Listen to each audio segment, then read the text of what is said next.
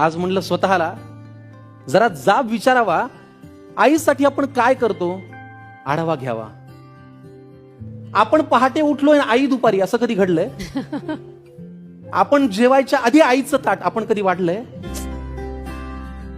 बरं, तुम्ही घरी येताना विनाकारण आईसाठी काय आणता? तुम्ही घरी येताना विनाकारण आईसाठी काय आणता? बरं तुम्ही सांगा, तुमच्या स्वतःच्या आईचा फेवरेट कलर कोणता?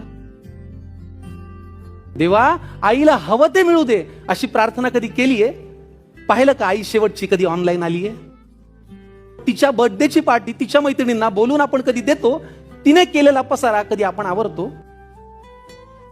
तरीही बाळाला कोणी बोललं की तिचं मन येतं भरून, तरीही बाळाला कोणी बोललं ना की तिचं मन येतं भरून, आपण बोलताना मात्र विनाकारण शिव्या आईवरून.